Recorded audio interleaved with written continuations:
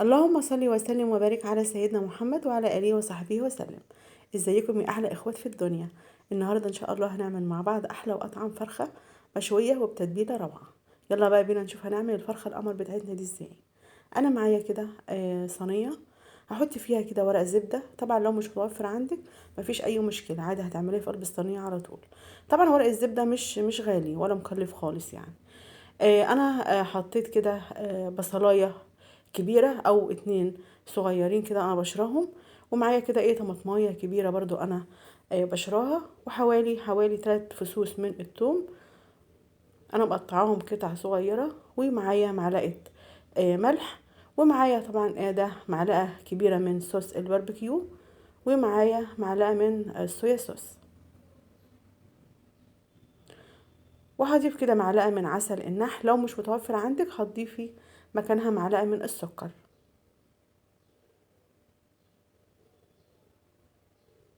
هقلبهم كده مع بعض،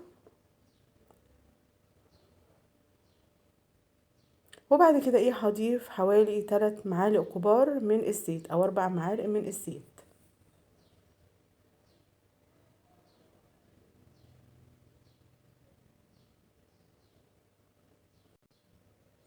هضيف حوالي 3 معالق كبار من الزيت،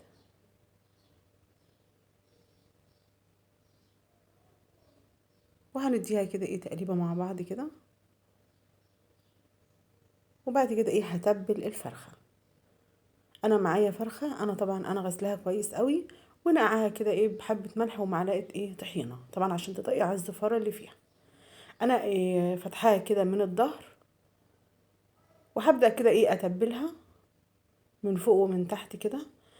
طبعا وهعمل لها فتحات عشان التتبيله تدخل فيها من جوه عشان تطعم لي الفرخه بتاعتي.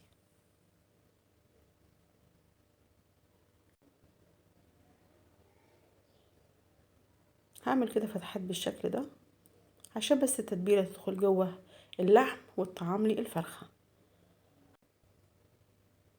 هتبلها كويس كده من بره ومن جوه.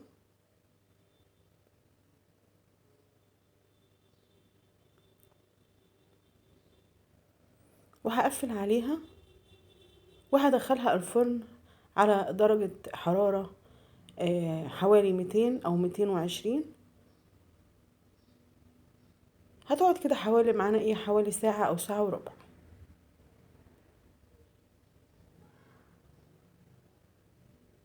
هنفتح كده عليها كده، خلاص استوت معانا. وبعد كده هروح مدخلاها تحت الشوايه لحد ما تحمر معانا. طبعا كان عندي ورك كده منفصل، فانا طبعا حطيته مع الفرخه.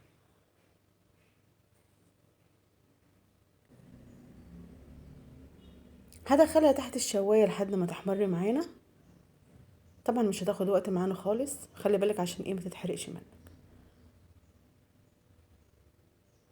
ما شاء الله تحفه، في منتهى الجمال، ريحه وطعم ولون حكايه.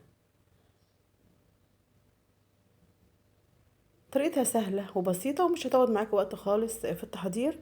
وطبعا انت لو هتجيبي الفرخه المشويه الجاهزه من بره هتبقى بسعر غالي جدا، انما طبعا انت لو هتعمليها بايدك في البيت هتبقى احسن وانضف واضمن بكتير من الجاهزه. جربوها على طريقتي ان شاء الله هتعجبكم. نتقابل ان شاء الله مع فيديو جديد.